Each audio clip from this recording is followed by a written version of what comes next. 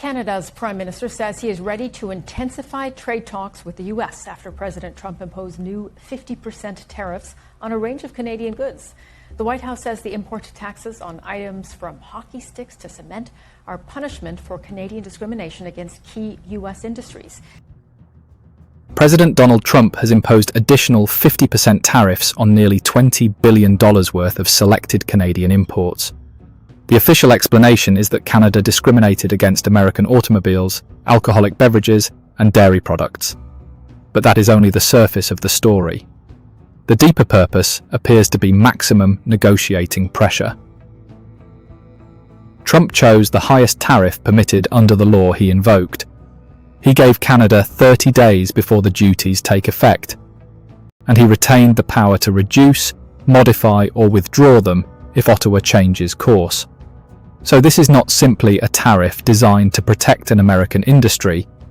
It is also a deadline, a threat, and an invitation to negotiate under pressure. The central question is no longer merely why Washington is angry with Canada. It is why Trump chose the maximum 50% rate, and what that choice reveals about power inside CUSMA. Only days before the announcement, Mexico had publicly rejected the idea of a separate North American trade arrangement that would leave Canada behind. That argument formed the basis of our previous TradEconomics report. In that interview, government affairs lawyer Jacques Shaw captured the principle in one sentence. Listen to how he put it. And I think it's an important message, actually, to the White House that we either work together or we don't. And I think it's extremely important, the benefit of the United States, that they recognize the value of us working together. And I think it's an important message. We either work together or we don't. That sentence now sounds less like a diplomatic slogan and more like a test. CUSMA is legally a three-country agreement, but Washington is negotiating with Mexico and Canada on separate tracks, and it has now placed Canada under a level of tariff pressure that Mexico is not facing in the same way. The United States may therefore preserve the trilateral agreement on paper while extracting concessions bilaterally. That is the contradiction at the center of this story. Mexico says the North American system must remain together. Trump is demonstrating that its members can still be pressured one at a time. But before deciding whether this is legitimate enforcement or economic intimidation, we need to be precise about what Washington actually announced. Here is how BBC correspondent Peter Bowes described the scope of the measures. Industrial goods, commercial cement is amongst them. There are some Canadian exports that are not included in this list. Energy items, potash, critical minerals and fish are excluded, but clearly 50% on those other items. That is very significant, and it really reignites the festering trade war between the United States and Canada, which of course is one of this country's closest allies and trading partners. Those exclusions matter. The United States is not imposing a 50% tariff on everything Canada exports. Energy, potash, critical minerals, fish and goods already covered by certain other tariff measures are excluded. The new duties target selected Canadian products ranging from wine and dairy goods to cement, furniture, clothing, fishing equipment, and hockey sticks. But the most consequential part of the order is not the product list. It is the treatment of CUSMA. The White House says the additional duties apply to covered goods even when those products meet CUSMA's rules of origin. That means a Canadian exporter can comply with the trade agreement and still face the new 50% tariff. The agreement remains in force, but compliance no longer guarantees tariff-free access in the sectors Washington has chosen to target. That is a major change in the practical meaning of CUSMA. The Trump administration says Canada created three specific forms of discrimination. First, Washington objects to Canadian measures affecting American motor vehicles. The United States argues that Canada imposed tariffs and restrictions specifically on US vehicles while treating imports from some other countries more favorably.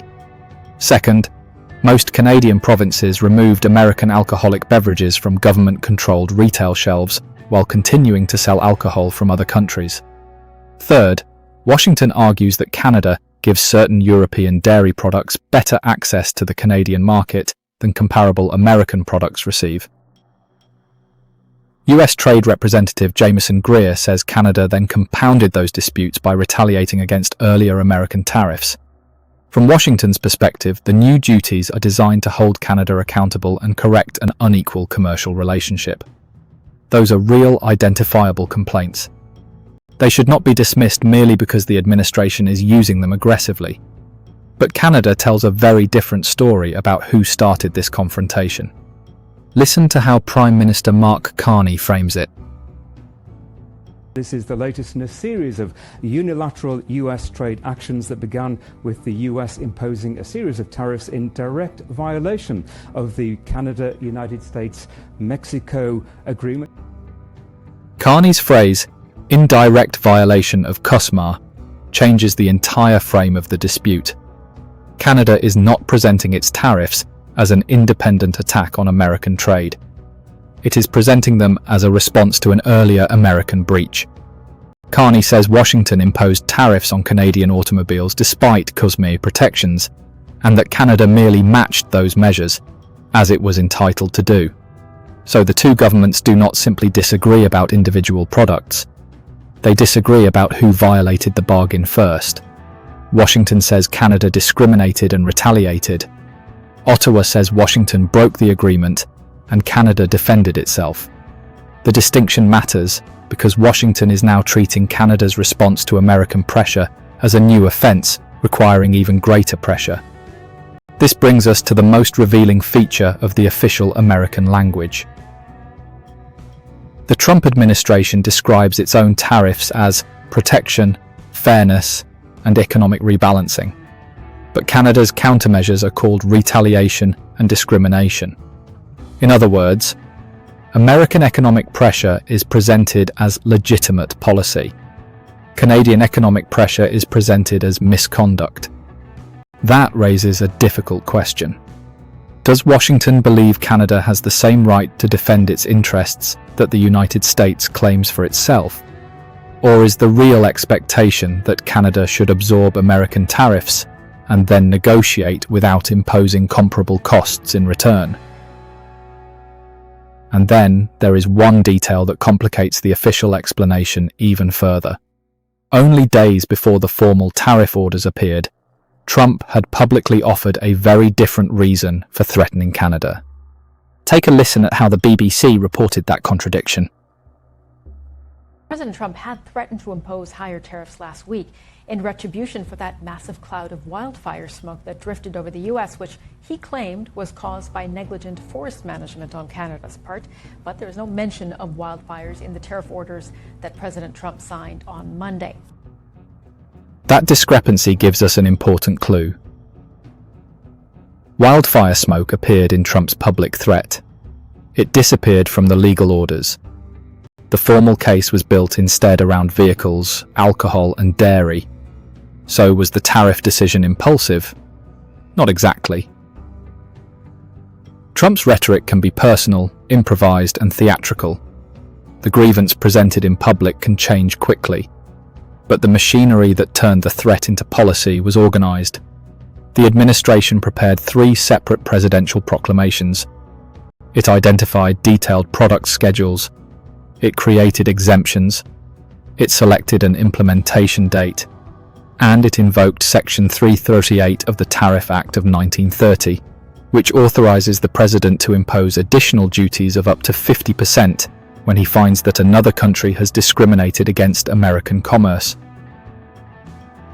Trump then selected the maximum rate, not 10%, not 20%, not 25%, 50%.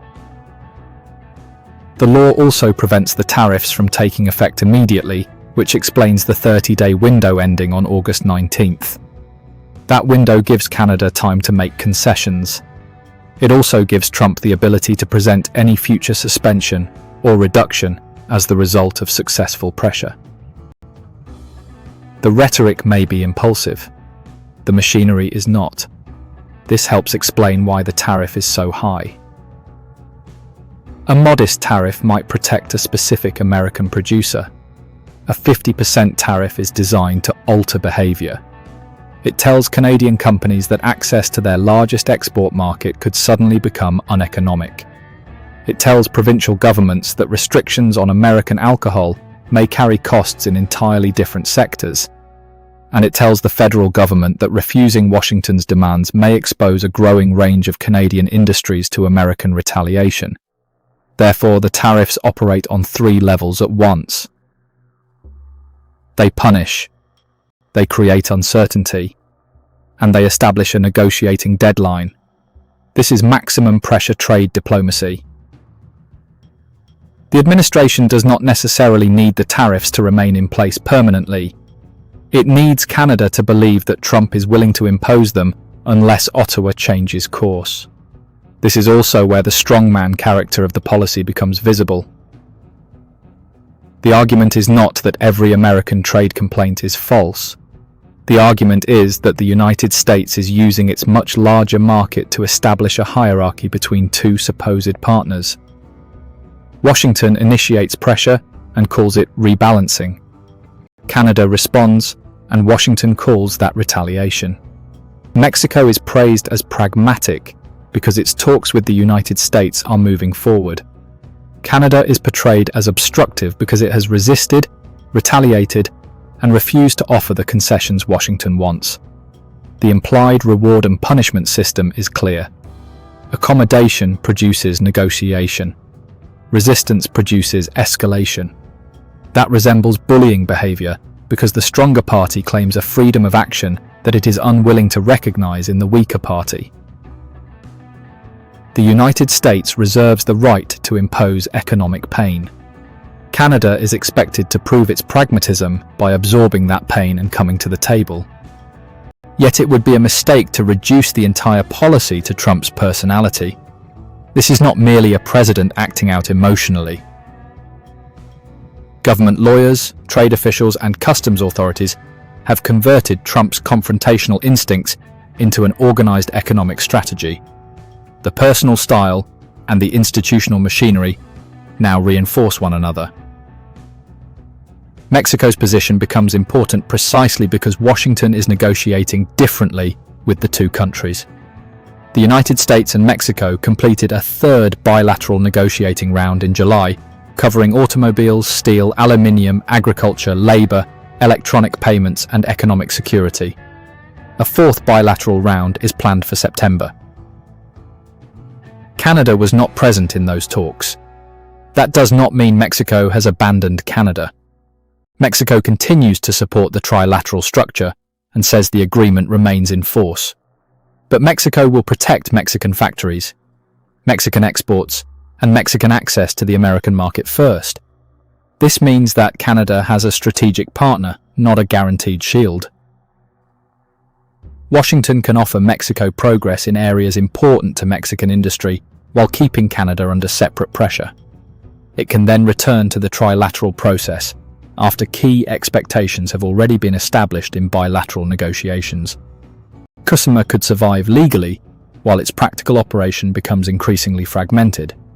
The agreement would remain trilateral on paper. The bargaining would become bilateral in practice. And since the tariffs were announced, Trump has made the underlying power argument even clearer. Asked about updating CUSMA, he said he did not care and argued that the agreement matters more to Canada and Mexico than it does to the United States. That statement strips away much of the diplomatic language. Trump's position is that dependency determines leverage. Canada and Mexico rely heavily on access to the American market. Therefore, Washington believes it can demand more, tolerate less resistance, and wait longer for a settlement. Canadian officials are now preparing for intensified talks in Washington, while the August 19th tariff deadline continues to approach. They understand that they have several possible responses, but none is cost-free. It can negotiate quickly and offer concessions on alcohol, vehicles, or dairy. That could reduce the immediate tariff threat, but it may also confirm that maximum pressure works. It can retaliate more aggressively. That may demonstrate resolve, but it could also provoke Trump to expand the measures. Another alternative would be for Canada to coordinate more closely with Mexico and insist that major concessions be resolved inside the trilateral framework. That increases collective leverage, but Mexico may not delay progress on its own priorities merely to strengthen Canada's position. Canada can also reduce its long-term dependence on the American market by strengthening internal trade, expanding commercial relationships abroad, and building more domestic processing and manufacturing capacity. But diversification takes years. The tariff deadline is measured in weeks. That imbalance is exactly what gives Washington its immediate advantage. The official disputes over vehicles, alcohol, and dairy are real, but they do not fully explain the scale of Trump's response. The maximum 50% rate, the 30-day deadline, the use of domestic American law against CUSMA qualified goods, and the language used to condemn Canadian retaliation all point to a broader objective, which is Washington is attempting to raise the cost of Canadian resistance before the next phase of North American trade negotiations. The policy is not purely impulsive.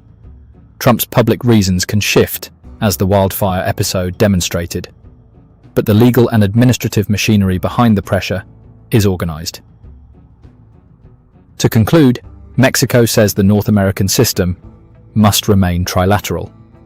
Trump is showing that the strongest member can still pressure the others separately. CUSMA remains alive, but an agreement is only as strong as the willingness of its members to respect its protections when those protections become inconvenient. The strategy is deliberate. The style is strongman. The method is coercive. So, here is the question. Is Trump using legitimate trade powers to correct Canadian discrimination? Or is Washington using America's economic size to establish that it may impose pressure while Canada is punished for responding? Share your assessment in the comments. Like this video, subscribe to TradEconomics, and turn on notifications for more analysis of the trade routes, supply chains, and political power behind the headlines.